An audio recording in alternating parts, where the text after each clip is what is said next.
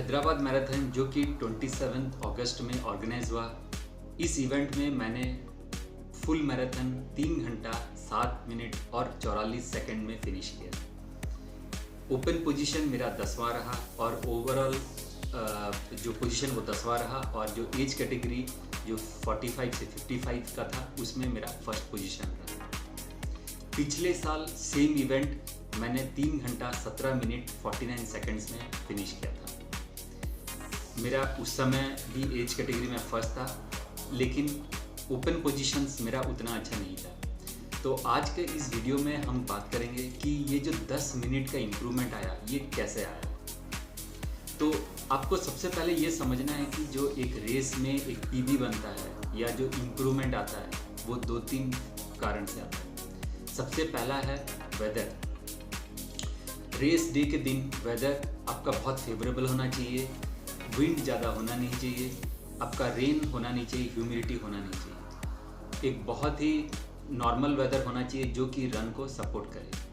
और 27 अगस्त के दिन हैदराबाद में बिल्कुल ऐसे ही था।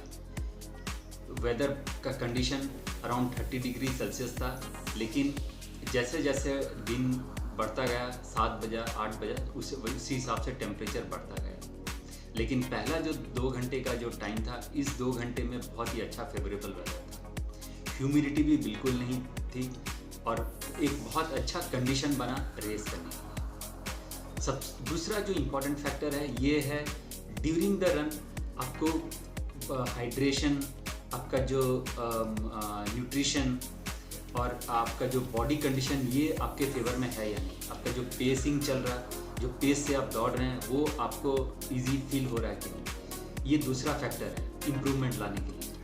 और 27 के दिन ये सारे मेरे फेवर्स में थे। मेरा जो एवरेज पेस था वो 4 मिनट्स 27 मिनट्स पर किलोमीटर का था। मैंने कोई स्ट्रेटजी वैसे फॉलो नहीं किया, लेकिन ये ग्राउंड रूल मैं फॉलो किया कि अपहिल पे मैं थोड़ा सा स्लो जाऊंगा और डाउनहिल पे मैं थोड़ा फास्ट जाऊंगा। जो फ्लैट जो सरफेस है उसमें मैं अपना 4:30 4:20 का पेस पकड़ूंगा। सैग उस दिन काफ़ी अच्छा था। ऑलमोस्ट हर 5 किलोमीटर में 4 किलोमीटर में सैग पॉइंट था। उसमें आपको water, fast and up, fruits ये सारे अवेलेबल थे। लेकिन मैंने इनिशियली जो 32 तक जो सैग पॉइंट्स थे उसमें से कोई भी सैग सपोर्ट सर्विस मैंने अवेल नहीं किया, उसमें से मैंने कुछ भी अवेल नहीं किया। लास्ट का जो 10 किलोमीटर में जो यूनिवर्सिटी के अंदर जो सैग पॉइंट है वहीं पर मैंने कुछ ऑरेंजेस लिए और फास्ट एंड अप का थोड़ा सा ड्रिंक लिया। तो कुल मिला के बहुत अच्छा सैग सपोर्ट था। ऑन रूट चीयर बहुत ही अच्छा था। कॉलेज स्टूडेंट्स, स्कूल्स के स्टूडेंट बहुत थे और वो बहुत अच्छा चीयर कर रहे थे। तो एक बहुत अच्छा रेस इन्वायरमेंट बन रहा था। मुझे जो एक एडवांटेज मेरे लिए मिला कि मुझे जो एलिट वुमेन जो एथलीट्स थे वो मेरे काफ़ी आगे थे। आपको पता है उनका जो रेस 10 मिनट पहले स्टार्ट होता है, लेकिन जैसे जैसे मैं आगे बढ़ता गया वैसे वैसे मुझे वो मिले और मैं उनको ओवरटेक करता गया। तो मेरे सामने पेसिंग के लिए कोई भी नहीं थे, ना साइकिलिस्ट ना रनर, बट उनको मैं एक तरीके से एक पेसर मान रहा था और हर एलिट वुमेन जो एथलीट्स थे उनको मैं ओवरटेक करता गया। तो वो मुझे काफ़ी हेल्पफुल रहा। ऑलमोस्ट 38, 39 इवन लास्ट किलोमीटर तक भी मुझे कुछ एलिट एथलीट्स मिले वुमेन कैटेगरी के, और मैं उनके साथ साथ चलता गया। अब नेक्स्ट बात करते हैं एलिवेशन गेन का। तो इस साल आपको पता है लास्ट का जो 10 किलोमीटर था वो रूट चेंज हुआ और वो यूनिवर्सिटी के अंदर ही मतलब 10 किलोमीटर का जो डिस्टेंस है वो किया गया। तो ये जो चेंजेस थे, ये चेंजेस से एलिवेशन गेन, एलिवेशन जो अप और डाउन उसमें भी फ़र्क पड़ा। तो इस साल एलिवेशन जो टोटल हिल्स थे वो 43.5% थे अपहिल, डाउनहिल जो थे वो 35.2% थे और जो फ्लैट रूट है वो 21.3% थे। तो टोटल जो एलिवेशन एसेंट जो बोलते हैं, जिसको अपहिल हम बोलते हैं, वो कुल मिला के 442 मीटर था और जो डिसेंट था वो जो 361 मीटर के था। तो ये काफ़ी ज़्यादा एलिवेशन था और फुल मैराथन में धूप भी रहता है और ये काफ़ी चैलेंजिंग रेस बनता है। अब बात करते हैं वेदर कंडीशन। उस दिन विंड बिल्कुल भी नहीं था, जस्ट 6 माइल्स पर आवर के हिसाब से 6 का जो विंड का गति था और वो बहुत ही फेवरेबल था। उसमें हेडविंड या टेल विंड का कोई भी मतलब फील नहीं हुआ और ये बिल्कुल भी रेस में अफेक्ट नहीं किया। तो ये कुछ इंफॉर्मेशन है जो वेदर रिलेटेड है और ये बहुत ही फेवरेबल थे और एक्सेप्ट लास्ट के तरफ 7:30-7 बजे के आसपास थोड़ा सा वेदर टफ होता गया क्योंकि एलिवेशन भी टफ रहा, तो ये थोड़ा सा चैलेंजिंग बना। अब बात करते हैं पेसिंग का। पेसिंग मैंने इसको 4 जो एंटायर 42 किलोमीटर जो डिस्टेंस है इसको मैंने 4 सेगमेंट में डिवाइड किया। जो पहला 10 किलोमीटर है वो मैंने थोड़ा सा फास्ट पेस पे किया और वो मैंने 40 मिनट्स में फिनिश किया। मुझे इनिशियल 4-5 किलोमीटर में कुछ अच्छे खिलाड़ियों का पेसिंग मिला, तो इसीलिए मैं थोड़ा सा सब-4 पेस रन किया।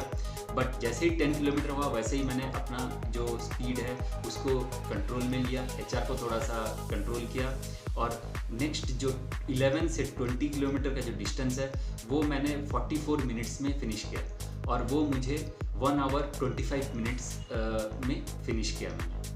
तो पहला सेगमेंट, पहला 10 किलोमीटर 40 मिनट्स, सेकंड जो 10 किलोमीटर वो 44 मिनट्स में फिनिश किया। ये जो दूसरा वाला जो सेगमेंट है इसमें आपको मैक्सिमम अपहिल्स, फ्लाईओवर्स मिलेंगे, तो इसीलिए आपको थोड़ा सा केयरफुल रहना पड़ेगा। ये मैंने पहले ही एग्जीक्यूट कर रखा था, मुझे इंफॉर्मेशन था, तो इसीलिए मैंने उसी तरीके से ये एग्जीक्यूट किया। तीसरा जो सेगमेंट है 21 से 30 किलोमीटर का, इसमें भी आपका कुछ अच्छे डाउनहिल्स हैं, IKI का जो डाउनहिल रहता है और इसमें एक बहुत मेक या ब्रेक पॉइंट भी है जो कि गचीबली फ्लाईओवर रहता है और ये इस रूट का लास्ट फ्लाईओवर रहता है। ये जो 21 से 30 किलोमीटर का जो डिस्टेंस है ये मैंने 45 मिनट्स में फिनिश किया और मुझे ये 2 घंटा 10 मिनट जो ओवरऑल टाइमिंग के हिसाब से आप देखेंगे तो मुझे 2 घंटा 10 मिनट का टाइम लगा। इस रूट में मैंने काफ़ी एलिट्स वुमेन एथलीट जो मैंने बताया उनको ओवरटेक किया और मुझे एक बहुत अच्छा फील हो रहा था, फील गुड फैक्टर आ रहा था कि मैं इनको ओवरटेक कर रहा हूँ, मेरा पेस भी काफ़ी सही था, मुझे कोई दिक्कत नहीं। अब आते हैं लास्ट सेगमेंट जो कि यूनिवर्सिटी के अंदर था। मैंने एक्सपेक्ट कर रखा था कि ये थोड़ा सा फ्लैट रूट रहेगा बट इसमें भी अपहिल और डाउनहिल दोनों थे, तो ये थोड़ा सा चैलेंजिंग हो रहा था और उस समय धूप भी थोड़ा निकला हुआ था, तो धूप के कारण और अपहिल डाउनहिल के कारण बॉडी पे थोड़ा प्रेशर आ रहा था। मेरा पेस भी घटा और मैंने ये जो लास्ट सेगमेंट जो 12 किलोमीटर का है ये मैंने फिनिश किया 57 मिनट्स में और मेरा टोटल 42 किलोमीटर का जो डिस्टेंस है ये मैंने 3 घंटा 7 मिनट 44 सेकंड में फिनिश किया। रेस एक बहुत, ये जो फिनिश एक बहुत अच्छा रहा। जो रेस के बाद ब्रेकफास्ट पॉइंट काफ़ी अच्छा था। हैदराबाद NMDC एक सेपरेट काउंटर था, 10 किलोमीटर का ब्रेकफास्ट पॉइंट, 21 किलोमीटर का ब्रेकफास्ट पॉइंट और फुल मैराथन वालों के लिए ब्रेकफास्ट पॉइंट। फुल मैराथन वालों के लिए एक मेडिकल कैंप भी था जिसमें आप स्ट्रेचिंग या कुछ। आज के इस वीडियो में मैंने आपको बड़े विस्तार से बताया मेरा पिछला साल का टाइमिंग क्या था, इस साल का टाइमिंग क्या था, इम्प्रूवमेंट 10 मिनट का आया, इम्प्रूवमेंट जो आया वो कैसे आया, मेरा ओवरऑल पोजीशन 10th था फुल मैराथन में और एज कैटेगरी में मेरा पहला पोजीशन था। तो मैं आशा करता हूँ आप सभी को इसके ये जो पूरा रेस के बारे में मैंने बताया, ये जो पूरा हैदराबाद मैराथन का जो सीरीज़ मैंने आपको इन्फॉर्मेशन दिया, ये आपके लिए काफ़ी हेल्पफुल रहा।